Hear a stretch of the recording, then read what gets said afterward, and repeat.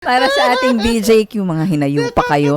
Pag-usapan natin ang tila pag-go signal ni Pangulong Rodrigo Duterte. Makinig kayo para sa construction ng Kaliwa Dam. Ito ay sa gitna ng kinakaharap natin problema sa supply ng tubig. Ayon sa Pangulo, hindi umano siya magdadalawang-isip na gumamit ng extraordinary power, gaya ng police power para matuloy na ang pagtatayo ng naturang dam na sakop ng probinsya ng Quezon at Rizal. Yan pa ay kahit pilit itong hinaharang ng mga environment groups at ng mga katutubot mga residente sa mga maapektuhang lugar. Isa na riyan ang lokal na pamahalaan ng Infanta, Quezon, dahil posible umano silang mabura sa mapa o lumubog ang kinatitirikan nilang kalupaan sa oras na maipatayo ang dam. Tugon naman ng gobyerno, bibigyan naman ng pabahay ang mga maapektuhang residente at nito lamang ngang nakaraang araw ay naglabas na ng Environmental Compliance Certificate o ECC ang DNR para sa naturang proyekto. Maging si Pangulong Duterte mukhang desidido na rin sa pagpapatayo ng Kaliwa Dam dahil sa gitna umano ng problema ukol sa kalikasan, tirahan ng mga lokal at ng mga katutubo laban sa isyu ng kawalan ng supply ng tubig, mas pipiliin umano nitong tugunan ang kapakanan ng mas nakararami. Play soundbite, meron ba tayo? The safeguards are there. Tapos between your concerns and the crisis that we are trying to avoid, I will use the extraordinary powers of the presidency to. I could not just allow people go about without water, even for drinking. It might create some danger or damage. But that is not my concern. Greatest good for the greatest number. That is democracy. Okay. Kayo mga ka-BolJak, anong say nyo dito? Yes to Kaliwa Dam ba o no to Kaliwa Dam? Sali na sa aming BolJakan at sagutin ang aming BolJak Question of the Day na... BolJak Question of the Day. Tanong ni na Bruce at Jess. Sagutin nyo. BJQ. Napapanahon na nga ba para ituloy ang pagpapatayo ng Kaliwa Dam at gamitan na lamang ng extraordinary power ng Pangulo ang pagpapaalis sa mga residente at katutubong naninirahan doon? In Bisaya, angay na ba o panahon na ba nga ato nang ipadayon ang pagbuhat o ang pag-construct sa Kaliwa Dam ug atong gamiton ang mga kusog nga labaw pa sa extraordinaryo sa atong presidente sa pagpawagtang sa mga residente og mga lumad nga nagpuyo didto. Okay, sagutin na natin ang ating BolJak Question of the Day. Tabugan na, Attorney Jess Falsis. BolJak. Well, napag-uusapan naman lagi natin dito sa BolJak itong issue ng Kaliwa Dam. Last year pa yata itong napag-uusapan. Correct. Sa aking pagkakalap, no, sa aking research, ang Kaliwa Dam, ang problema ko kasi dyan, ang concern ko dyan is Chinese yung contractor. Alam niyo naman ako, hindi ko gusto yung mga ganyan na Chinese contractor. May alternative naman, may mga proposals. Dalawa yata, pero yung isa yung natatandaan ko, may Japanese proposal. Ang tawag nila sa dam nila is a weir, W-E-I-R. It's a smaller type of dam na sa pagkakalap ko, mas acceptable sa mga katutubo at sa mga residente sa may Quezon Province. Ang problema kasi, I think na makakaharap ni President Duterte, of course, suportado ko yung kanyang logic na meron kasi tayo sa konstitusyon and sa legal sa aming sa batas na the public interest can override individual rights. But it must come with due process and of course, mayroon pa ding limits how much you can parang interfere with individual rights. Sa ngayon, may batas kasi tayo na at hindi ito mababago basta-basta ni President Duterte unless, i-abolish niya or what. Medyo mahirap yon. May batas na kailangan nyo po ng FPIC. Kailangan ng FPIC or free, prior and informed consent mula sa mga katutubo sa isang lugar or mga indigenous people doon kapag may mga ginagawang proyekto. And sa ngayon, mukhang hindi yata ibibigay at hindi daw planong ibigay ng mga Dumagat tribe, kung tama ako, if I recall correctly, o yung mga katutubo sa Quezon Province, hindi nila daw ibibigay ang FPIC or Free Prior and Informed Consent para gawin ang Kaliwa Dam. And if I remember correctly, may isa pang proposal, Cannon Dam naman. I'm not joking po, may isang proposal, Cannon Dam naman. So, kailangan talaga natin ng mas madaming water reservoir or dams. Pero sa ngayon, tingnan natin kung mapupush yun ni President. He has to overcome all of these obstacles and it's a challenge how he will do it. Wala nang kokontra. Attorney Bruce Rivera. BolJak. Let us face it, we really have an ecological problem, an environmental problem waiting to happen, and that is lack of water. Marami ng bansa sa buong mundo na nagsasuffer ng ganyan because of poor planning. Cape Town, South Africa, maraming countries sa Europe na walang Flint, Michigan, Mahal ang problem, tubig. etc. So, the Philippines is one of those blessed na meron tayong tubig all year round because we have rainfall. The problem is that we also need to plan for the future. Before pa naging issue na yung Kaliwa Dam na yan, it was already proposed before. Yun nga lang walang nagkaroon ng political will kasi it is very difficult. But the problem is that if we just make a smaller dam, it will just solve part of the problem. Remember, when we started getting water from Angat Dam, we only had 7 million people to service. Now it's more. It's 14 million people to service for a water supply that does not increase. Ibig sabihin nun, we have to look for other alternatives, and I think the alternative would be a watershed, meaning yun talagang pinupuntahan ng tubig. Kasi ang mahirap nyo maghanap ka pa ng tubig, baka hindi mo mahanap kung saan yung tubig, baka na-divert. So my point is that siguro ngayon we have to take in the pain and actually do kahit na masakit, kailangan nating gawin ito because we will not just be thinking of ourselves in the present, but our children in the future. Kasi kung hindi natin gagawin ito ngayon, we do not make the hard, really painful decisions now, 50, 100 years from now, our children will have no water, will die of thirst, will die of being disheveled kasi wala na tayong tubig. Yun lang talaga, it's far planning, it's future planning, and I think we should do it now. Yun So, lang. kailangan talaga dito balancing of interest. Of course, may interest ang publiko, yung general public tulad natin. And of course, may interest din naman yung mga tao sa Quezon Province. So, sa tingin ko, sana sundin ni President yung ebidensya or yung research. Sana may mga scientists, may mga engineers na kayang ma-address yung concern ng mga katutubo or mga residente ng Quezon Province without President Duterte going through the radical means of emergency powers or kung ano yung plano niya na parang paalisin Kasi yung mga residente. isipin natin yan, kapatid, ha. If we had, kung nadala lang tayo kung hindi lang tayo nagpadala sa takot natin sa Bataan Nuclear Power Plant, yung Bataan Nuclear Power Plant na lang na yan, na dahil natakot na tayo lahat, na hindi na baka ma-Chernobyl tayo, maganon tayo, then we could not have had the problem of paying too much for electricity cost. Hindi na tayo naging biktima ng mga power plants. Hindi na natin sana nagkaroon ng problema with regard to yung ating poor sources of power. Kahit papaano, medyo matakotin din tayo kasi tayong Pilipino eh. Medyo hindi natin kaya na, alam mo yun, yung magpakaastig. Of course may masasaktan. Alam natin yun. But these are things na isipin mo, is it for the greater good? And if it's for the greater good, kahit papaano, madaling kasing madaling mag-decide if it's for the greater good.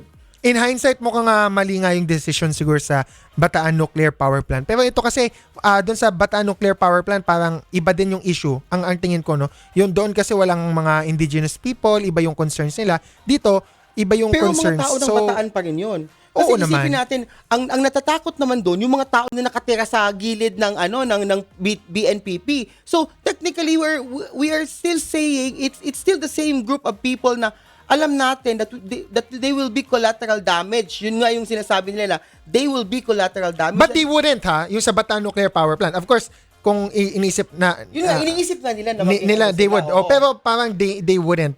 Dito yata, ang concern ng mga sa indigenous, may mga scientists din na against kasi na sinasabi, masisira nga daw talaga yung parang mga, kalikasan, ano ba yung parang jungle, I forgot the term nila. Watershed ba yung Hindi lang yung watershed yung ecosystem? Oo, yung ecological balance daw doon kasi nga parang sa presidential decree and sa mga scientists, parang protected reserve area yon na ganon. So, may mga madadamage daw doon. Pero saan tayo kukuha ng tubig? Yun kasi ang natin eh. Madami daw ibang alternatives. Yun naman sinasabi nila, may alternatives. So, kasi kung for example, sabihin na natin, kasi itong problem nitong angat dam na ito. Hindi na umuulan dun eh. Dahil sa climate change. Sa Angat it Dam. was a good watershed source before. Noon. Pero pinabayaan na nilang linlangin, balahurain natin yung paligid dun eh. So definitely, pag wala ng paligid to sustain the water, the source of water, siguradong bababa yun talaga yung water supply. So ngayon, ngayon, we are actually We're trying to catch up. trying to catch up. And now our water concessionaires are actually serving or getting water to the point na hindi naman nila kayang bigay lahat yun sa kanilang kasi customers. dumoble yung kanilang customers. So ang tanong dito, hanggat kailan natin masusustain to, 'di ba? Yun ang nakakatakot. Syempre, yung mga taong bayan hindi naman lahat mayayaman na pwedeng mag-relocate, pwedeng magano, pero darating yung point na we have to really make painful decisions. Sana maghanap ng iba't iba at madaming solusyon dito sa problema ng umuonting tubig. Of course, long-term talaga ang planning. Kailangan simulan na ngayon. Hindi lang sa Kaliwa Dam. Any and all solutions like mga catchwater basins, yung mga LGU promoting more rainwater catchwater basins. Sana magawa lahat.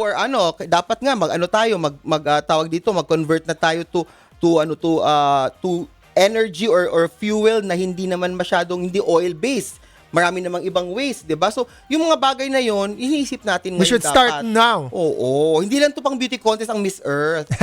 Pang talaga 'to, it is really for the future kasi syempre isa lang naman yung Mother Earth, 'di ba? Okay. Magbasa tayo ng mga comments kasi parang may mga magagandang suggestions. Nakakapagbasa na ako. I'm already isa, mulat. Si Jonel Garita, minention niya Wawa Dam. And of course, na-research ko nga, nakalimutan ko lang na may Wawa Dam nga dyan sa Marikina River. Pero inabandon nung 1968 nung nagawa na yung Angat Dam. So may mga ibang proposal naman to reuse. I think the Duterte admin also proposed considered Wawa Dam. Yun nga lang, ang source ng Wawa Dam? Ano yung source ng water niya? Marikina River. So saan yung Marikina River? Di ba? It's also rain flow. Madam, pag umulan, di ba? Pag malakas ang ulan, nung Ondoy. But the problem is that, pag i-base mo yan, hindi siya magiging parang stable source of water. Minsan, kasi pag wala, o minsan, pag nagtaas ng lupa yung isang lugar, tapos yung tubig na divert sa ibang so ito that flow to Marikina. Pipigilan na ng gobyerno dapat yun. Paano yung malalaman natin yun? At saka hindi ko lang alam hindi ako sure. So kailangan yung scientist magsabi kung sustainable to reuse or possible. Kasi ang problema natin sa Pilipinas ngayon, lalo sa Metro Manila, yung mga yung ating mga natural flow, daanan ng tubig. Nagbabago.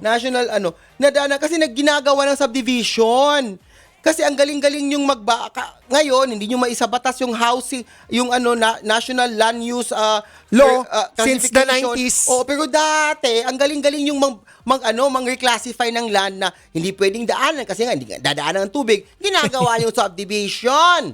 Kaloka kayo. Kausapin natin tungkol sa issue ng Kaliwa Dam. Ang National Coordinator ng Kalikasan People's Network for the environment. Okay. For the environment, si Sir Leon Dulce. Good morning, sir. Good morning, sir. Good morning, Attorney Jess. Good morning, Attorney Bruce. Yes, Good morning po. Ano po ba yung issue dito sa Kaliwa Dam? Ano bang mga concerns natin? And of course, reaction ng grupo niyo siguro dun sa proposal or mga nasabi ni President na baka kailangan magamit ang emergency powers to push through with Kaliwa Dam. Actually, ang eksaktong sinabi ni President Duterte ay paggamit ng extraordinary police powers. Correct. Pag sinabi mong police powers, pilitan. Gagamit ka ng puwersahan at yung police mismo, baka police militar ang ibubuhos to enforce the construction of Kaliwa Dam. Sa amin, noong una naming marinig yung police powers, naalala namin yung rason kung bakit ang Pilipinas ay dineklara kamakailan na deadliest country in the world for environmental defenders. Kasi ibig sabihin, pinapangako ni President Duterte na kung haharang yung mga katutubong dumagat, yung mga environmental advocates, doon sa construction ng Kaliwa Dam, gagawin niya lahat ng kailangan, even sending in the police or the military, para i-clear away yung opposition at mag-push through yung construction. Sa amin, wholesale na violation ng human rights na naman yan, no? Doon sa hanay ng mga katutubo lalo na ancestral domain nila yung lugar. Kaya sa totoo lang, kailangan talagang irespeto yung karapatan ng mga katutubo doon na magkaroon ng free prior informed consent. Nitong nakaraang mga proseso na trinay na iratsada yung pagkuha ng FPIC, nag-assert yung mga katutubong dumagat 4 out of 5 FPIC consultations ni-reject yung Kaliwa Dam. So they have to respect that. But also as well, kailangan din tignan yung ginagawang narrative ni President Duterte na para bang yung karapatan ng iilang katutubong magsasaka o yung karapatan ng iilang mga environmental advocate ay humaharang daw sa karapatan ng greater good. Ng public. Ng publiko. Ng mararami. Ano sagot nyo doon? Kasi nasabi natin, hindi naman kailangan nagtatalo yung dalawang yun. In fact, yung kailangan na iluwal na 600 million liters per day na ipoproduce ng Kaliwa Dam, kaya yung sagutin ng iba pang mga alternative sources. Tulad ng ano, sir? So sabi ng mga scientists natin, kaya pang umabot ng up to 8,000, more than 8,000 million liters per day kapag itatap natin yung mga katulad ng kapag yung tubig galing sa Laguna Lake na nilinis, yung tubig galing sa Wawa Dam kapag nirehabilitate yung dam at saka yung watershed, kapag tayo ay kumuha ng tubig doon sa rainfall kasi ang rainfall umaabot ng billion liters per day yan sa buong bansa. May ilang billion yan. So ma-capture mo lang yung rainfall, certain percentage lang yan, hindi pa nga aabot ng 10%. Kaya nang itustos, hindi lang yung pinapangakong water production ng Kaliwa Dam, kundi yung buong complex of dams na gusto nilang itayo, yung Laiban, Kaliwa, Kanan, which will produce 2,400 million liters per day daw. Lagpas-lagpas pa. Kaya parang sa amin, no rhyme nor reason. Yung bakit pinagpipilitan yung Kaliwa Dam, mas maraming sources sa labas ng Kaliwa Dam, mas mura yung ilang mga alternatives na pinapangako, lalo na yung rainfall catchment. May batas na nga nagsasabi na dapat local government code. Diba?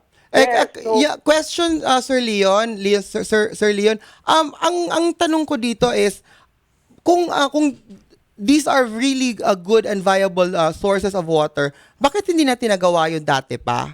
Kasi syempre parang of course President Duterte just came 2016 and this is a problem siguro started even 90s even 70s. Before Marcos time pa ito. So parang in a way parang kung there are other really good sources of water, bakit nagkaroon ng umabot tayo sa puntong ganito na parang okay, kailangan pa natin na kasi sinasabi mo na may ibang sources, okay, water, pag-catch ng water, rehabilitation ng Wawa Dam, yung watershed doon. So bakit umabot tayo sa punto na nasira na kailangan pa nating ayusin ito just to be able to get water? Yung kunyari, kung doon sa rainfall catchment, hindi kasi profitable yung technology dahil very, very cheap to set up yung technologies na kailangan para gawin ito. Alam natin yung perspective palagi ng mga, nasa gobyerno at saka yung ibang mga pag hindi pa akitaan. Oo, pag hindi pagkakakitaan. Pero sir, kung cheap, di sana tayo mga environmentalist na lang gumawa noon. Yung may capacity to scale up, yung pangkailangan ng malaki sa buong Maynila, hindi kaya ng mga NGO, non-profit nga mga NGO pero kung maglalaan sana ng sapat na subsidy ang gobyerno, kakayanin sana yon. Pero hindi kasi wala silang kikitain dun sa ganung process na yan.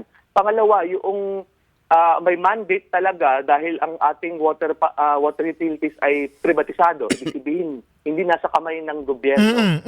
Yung private concessionaire ang magtatayo, hindi nila priority yung hindi pagkakakitaan. Oo, kasi hindi nila priority yung side ng sourcing ng tubig. Ang priority nila yung expansion ng distribution, yung mas maparami yung pagbibigyan nila o pagbebentahan nila ng tubig. Yung mga macha-charge nilang customer. So, exactly. So sir, mas okay sa inyo that the government will take over the water utilities? Okay ba sa inyo 'yon? Yung kasi ang esensya na matiyak na public service yung tubig at yung private service. Nag-align kayo. Ngayon, ang problema ay kung yung karaniwan namang problema kapag public service, yung corruption side. Pero tingin namin, basta matiyak yung accountability measures, matiyak na nababantayan ng civil society, nababantayan ng consumers. Ng Commission on Audit. lalo na yung commissioner, dahil yung pera, yung kadalasang corruption dyan eh. Okay sa inyo to take over. Kapag yung checks and balances dun sa governance, dapat public talaga ang nagpapatakbo ng ating water services. Opo. Kasi yun yung magtitiyak na nakikita niya yung buo eh. Kung sa management ng buong water system, makikita niya kung may kakulangan na doon sa side ng water sourcing. Baka kailangan natin mag-invest dun sa necessary infrastructure dito. So, pero sir, yung ganyang trabaho, di ba trabaho na yan ngayon nung MW, yung nag-oversee sa Maynila at sa Manila Water, MWSS? Yung MWSS. O, palpak sila. Ang MWSS kasi parang relegated lang doon sa nagre-recommendatory powers. Hindi niya ina-exercise yung regulatory powers niya. Sabi namin for the longest time, parang walang ngipin na itong MWSS. So nagiging atsay lang ng dalawang private Atsay. Nakikipagkontsaba sir sa dalawa no?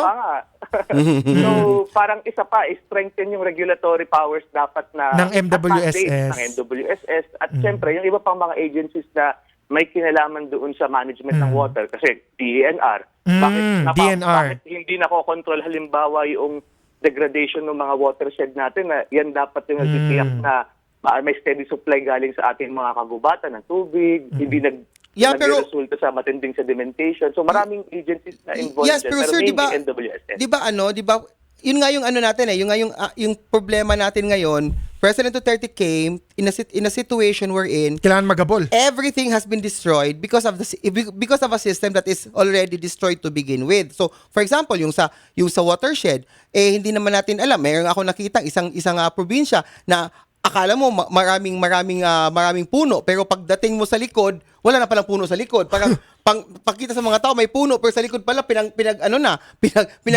denuded na. So parang if we are going to again rely on the goodwill, rely on these factors na alam naman din natin na hindi naman din natin ma-assure kasi nga in the first place alam natin na kahit papano, hindi naman magtatagal si PRD. After 2022, wala na. Hindi na babalik ba sa dati yon? So, parang in a way, what will be the better solution na alam natin na hindi siya magiging as maraming mga wild cards na para lang makuha natin yung tubig, yung supply na gusto natin. Kasi yun naman talagang kinakatakutan ng karamihan na darating tayo sa point na baka biglang walang ulan, wala na tayong tubig agad. O kaya baka biglang nag-earthquake, nag-move yung lupa, nag-move yung climate river, change, nag-move yung river, hindi na ngayon tuloy makakukuha ng tubig. So parang ganun yung naiisip na sitwasyon. Ano ba may mga iba pa bang way na pwede natin gawin ito? Actually, ang susi po talaga dyan ay yung mapalakas yung governance system, maibalik sa publiko yung governance system ng tubig natin. Kasi doon naman gagaling yung better plans, better management, better technology na i-utilize na hindi yung kung ano lang yung pagkakakitaan.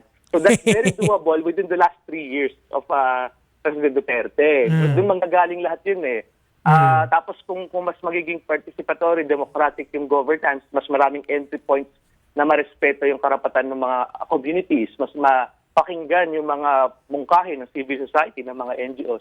Yun yung magsisimula, magkakascade yan ng lasting solutions kahit lampas pa sa termino ni President Duterte. Sir Leon, opo, yes, wala kami masyadong time. Ako may last question lang ako, sir, no? Sa going back specifically sa Kaliwa Dam, meron po bang way na magiging acceptable? Anong paraan magiging acceptable sa mga katutubo at mga kababayan natin sa Quezon Province ang Kaliwa Dam or other types of dam? May possible way ba na may ibang proyekto na okay kayo sa Quezon Province?